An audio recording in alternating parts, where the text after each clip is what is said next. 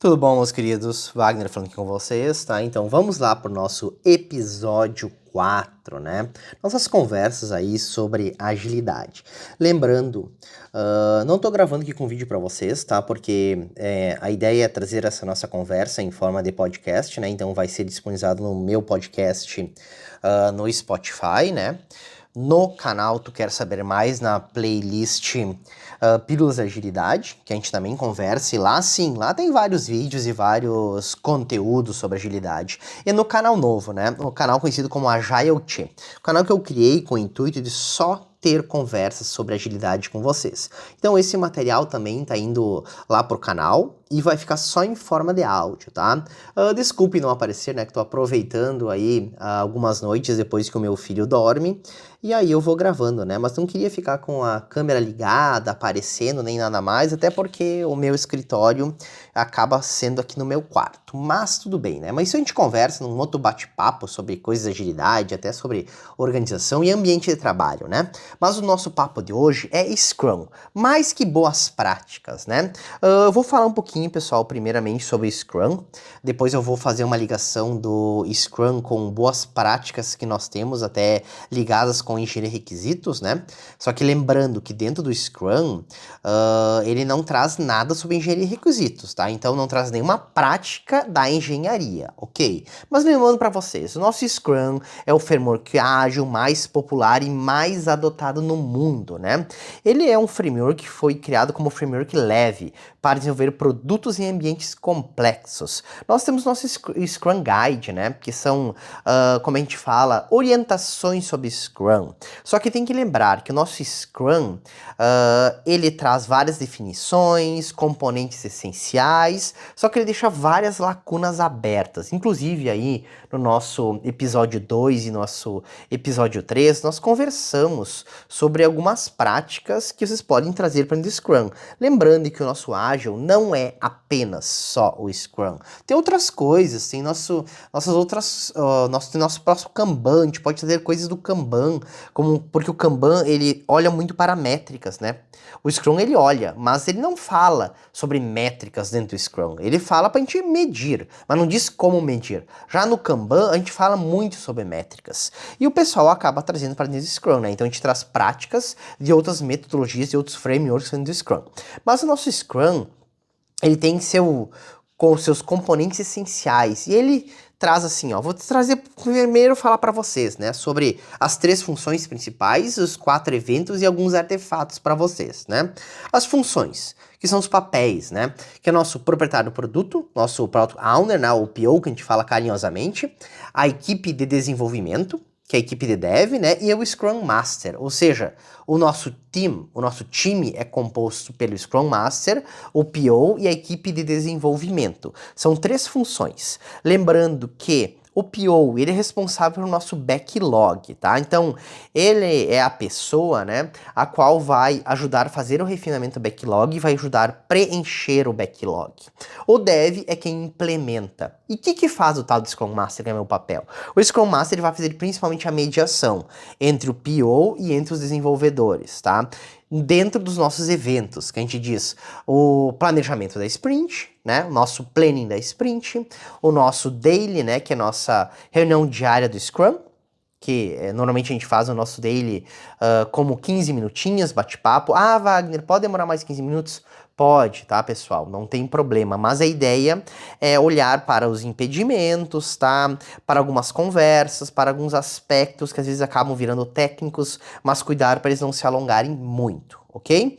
Outro evento que nós temos é a revisão da sprint e retrospectiva da sprint. Então são momentos distintos. A revisão da sprint, que a gente olha o que nós entregamos, tá? Retrospectiva, que a gente conversa muito, e a retrospectiva é com a equipe, que a gente olha para a equipe, conversa com a equipe, o que nós podemos melhorar, o que não tá legal, o que tá legal, o que nós devemos manter, o que a gente deve deixar de fazer, o que a gente deve continuar fazendo, tá? Então são coisinhas que nós temos, né? É uma conversa que a gente tem. E os nossos artefatos, né, que a gente fala, que é o backlog do produto, né, que esse backlog do produto ele é alimentado pelo nosso PO, ou seja, a gente até fala, né, que o backlog ele não contém inicialmente tudo o que nós desejamos lá nele. Obviamente, seria legal termos tudo? Sim, teria. Mas o Scrum ele é justamente para projetos complexos, ambientes complexos, na verdade, não projetos complexos, né? Mas a gente pode usar para projetos complexos. Mas temos que lembrar que o Scrum é justamente voltado para adaptação. Então, o que está no backlog pode mudar. Tá? Não tem problema nenhum mudar. Não tem problema nós incrementarmos o backlog. Problema nenhum. Depois o backlog de sprint, que é uma fatia desse backlog que a gente traz para ser envolvido na sprint. E o objetivo da sprint é definições de concluído, que é o nosso definition of done, né? Mas lembrando que o Scrum, ele não recomenda nenhuma prática de engenharia. Isso tem que ficar bem claro, certo? E o que o Scrum ele sugere? Ele sugere o desenvolvimento de produtos de forma interativa, incremental, em uma série de sprints, e que são limitadas no tempo, que variam ali, ó, de 1 semana a 4 semanas, tudo depende do nosso contexto, da equipe, contexto do nosso produto e assim vai. Mas normalmente a gente seta uma sprint e não fica mudando ela. Ah, a gente faz de 2 semanas, de 3 semanas, 4 semanas. Eu sinceramente, eu não gosto de sprints de 1 semana. Elas são muito curtas e a gente não consegue ver um andamento maior das coisas. Mas dependendo do que a gente está fazendo, se é uma pesquisa ou se são um tipo diferente de entrega, a gente consegue controlar em 1 semana sem problema nenhum, ok? E qual que é a ideia ali que o Scrum sugere? Que é que cada sprint resulte em um incremento no produto. Pode ser um incremento parcial, tá? Mas um incremento que chegue ao ambiente final. Ocorre sempre isso na realidade? Pessoal, na realidade, a gente deseja que isso ocorra. Ocorre sempre? Não, não ocorre sempre. Às vezes a gente tem impedimentos no meio e acaba não ocorrendo isso. A gente vai morrer? Não, por isso mesmo. O Scrum ele tem uma adaptabilidade. A gente tem que olhar para o que ocorreu e tentar resolver esses pontos. E aí, o que nós temos ali dentro da sprint, tá? Porque a sprint, ela é considerada como um condutor essencial para o nosso desenvolvimento. Pô, é um processo iterativo, né? Do nosso visão de planejar, fazer, verificar e agir, né? E ela é boa por quê? Porque nós sempre temos ciclos de feedback curtos. Então, faz a nossa sprint, depois de sprint nós planejarmos ela, a gente faz o quê? A gente olha para ela. Tá? E a gente diz que o início de cada sprint começa no planejamento, ou seja, no nosso planning, né? Que é um evento no qual a nossa equipe do Scrum, nosso team, né? Ele colabora para definir o que pode ser entregue no próximo incremento do produto, como alcançá-lo, que é a decomposição em tarefas. Então a gente tem duas visões que a gente pode ter. A gente já pode ter o nosso backlog preenchido, então no qual nós estamos iniciando, que a gente pode dizer que é sprint 0, né? Quando a gente não tem nada entregue, é um projeto novo. Então a gente tem, às vezes, alguns levantamentos. Então na sprint 1 é quando a gente começa a aplicar mesmo e ter entregas, né? Às vezes na sprint 0 demora muitas coisas. A gente tem, às vezes, configurações de ambiente, coisas que a gente não consegue prever com tanta antecedência. Mas enfim, né? Nesse planning, a gente pode olhar por duas perspectivas que eu digo, né? Olhar diretamente o backlog e trazer o que está pronto no backlog, na verdade o que está definido no backlog, ou então trazer coisas novas, né? Que são coisas que podem estar no backlog, nós vamos modificar e vamos colocar dentro da sprint. Só que sempre para modificar elas a gente tem que discutir com o PO, né? Para ter essa visão de produto, se realmente vai trazer um incremento no produto. Certo? Então esse é um evento que é bem importante, né? E depois a gente vai olhando, né, para essa decomposição que às vezes a gente cria de uma ideia que daí chegou para o planning, a gente tem que quebrar em tarefas e vai desenvolvendo, né? Só que a principal origem, né, do plano, a gente tenta extrair ela do nosso backlog do produto, né? E depois disso a gente tem os nossos passos à frente, né? E eu não vou ficar aqui falando de retrospectiva, review, porque aí no canal, no podcast que não tem explicando a fundo o Scrum. Mas nos meus dois canais, no Agile Tchê e no Tu Quer Saber Mais, tem várias playlists sobre vários pontos, né? Inclusive muitas coisas que a gente pode trazer. Mas enfim, né? Eu acho que um dos principais pontos que a gente tem ali dentro da sprint é quando a gente consegue ter o DOD, né? Que é o Definition of Done, que é a definição de concluído daquela tarefa. Então, realmente, do que nós pensamos em fazer, a gente conseguiu concluir a tarefa? Ah, sim, não, beleza, discute sobre isso, ok? Mas agora, vamos levar para nossa conversa, que eu acho que é bem importante, né? Sobre boas práticas dentro do Scrum. Porque assim, ó, mesmo que o Scrum ele não venha com técnicas de engenharia de requisitos, a gente tem, dentro da comunidade ágil, boas práticas que se encaixam muito bem e casaram muito bem com o Scrum, né? O próprio guia do Scrum, ele usa termos de itens do backlog para literalmente listar o backlog do produto. Tá, mas o que é esse backlog do produto, como a gente já disse? É o levantamento de pontos que nós vamos ter. E o que a gente pode fazer com isso? Nós podemos olhar, às vezes, pela perspectiva de requisitos, que eles podem ser refinados justamente para melhorar esse backlog. Então, o que a comunidade ágil ela propõe? Ela propõe que a gente olhe, até por essa questão de requisitos, para nós decompormos eles em épicos, né? Que às vezes épico pode ser uma entrega grande, ou então épico pode ser ligado a uma feature do nosso produto, tá? Então pode estar opcionalmente ligado a funcionalidades, características, né? E também a gente pode criar lá, decompor, né? Como histórias do usuário. Dependendo do nível de granularidade. Ah, cria uma história, eu crio tasks. Tudo vai da forma que vocês gostam de trabalhar. Ah, eu gosto, Wagner, de trabalhar mais com uma história.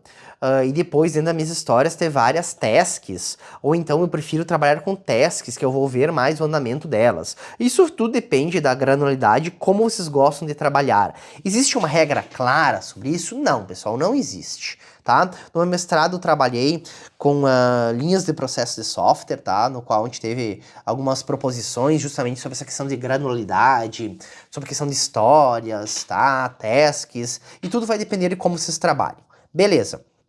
Qual que é outro ponto que nós temos aí que a comunidade ágil propõe? Que é distinguir entre requisitos funcionais, ou seja, capacidade. Tá? Requisitos de qualidade, que é comportamental, né, ou comportamentos, e restrições que são de ambiente. Então isso a gente pode distinguir e pode olhar dentro do nosso backlog.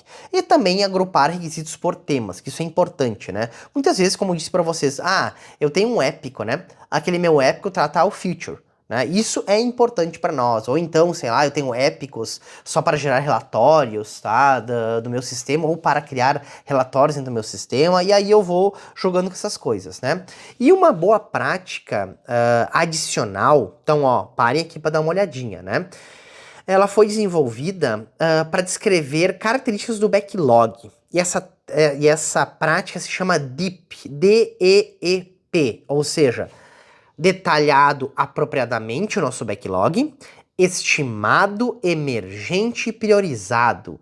Isso é uma boa prática que é bem legal de trazer para dentro do nosso backlog, que a gente vai olhar com o Pion, né? Beleza, ele está detalhado apropriadamente as nossas tarefas, ele está estimado, ele é emergente, ele está priorizado, então são coisas que a gente tem que olhar, tá? E ele pode ser tratado e ajustado a qualquer momento. Essa é a ideia do Scrum, ele ser adaptável. E também a gente tem muito uma outra prática que a gente diz que é Definition of Done, né? A nossa DOD, né? Que é definição concluído. É no qual que a equipe de desenvolvimento, ela acerta qual que é o critério para Definition of Done. Ou seja, para aquela especificação, né?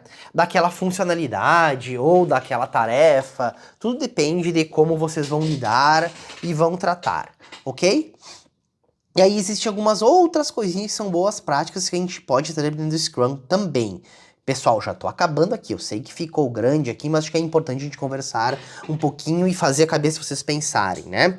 A outra prática é o INVEST, I-N-V-E-S-T, tá? Ela não é tão nova, né? Ela já tem bastante tempo no mercado, em vários cursos o pessoal fala sobre Invest, assim, ó, então a gente tem muito sobre isso. O próprio, vários livros e vários autores falam, por exemplo, o livro Sprint é Sprint, né? Ele fala sobre o Invest, né? O que é o Invest? É a primeira letra, né, da nossa palavra, o I, que é independente um do outro, ou seja, os nossos critérios e nossas tarefas, elas têm que ser independentes uma das outras. Outro aspecto, negociável com a nossa N. O V, de valioso, ela tem que ser valiosa. E, ela tem que ser estimável, porque se ela não é estimável, é difícil de ser mensurada, ser entregue. S, simples o suficiente para caber em uma sprint. E T, testável, né? Então esse é o nosso Invest, né? Que a gente tem. Vocês podem procurar aí na literatura, dar um Google aí que vocês vão achar sobre ela. E outro ponto que a gente pode dizer que traz a visão de engenharia de requisitos é literalmente critérios que correspondem a bons requisitos, que é o quê? Ele ser acordado ou acordável, ele não ser ambíguo o meu requisito, ele ser necessário, ele ser consistente, ele ser verificável, ele ser viável, ele ser rastreável, ser completo e compreensível. Eu sei, são vários pontinhos, mas são pontos que nos traz que na verdade nos traz, não, né? Que a gente pode usar de engenharia de requisitos e trazer para melhorar o nosso backlog, sabem? Então, assim, ó, ele vai contribuir bastante para o nosso backlog e bastante para o que nós fazemos. Meu povinho, tá? Fechamos aqui esse nosso podcast. Achei que ficou 16 minutos aí, mas acho que são pontos e boas práticas que são importantes para a gente conversar dentro do nosso Scrum. Até o nosso próximo episódio.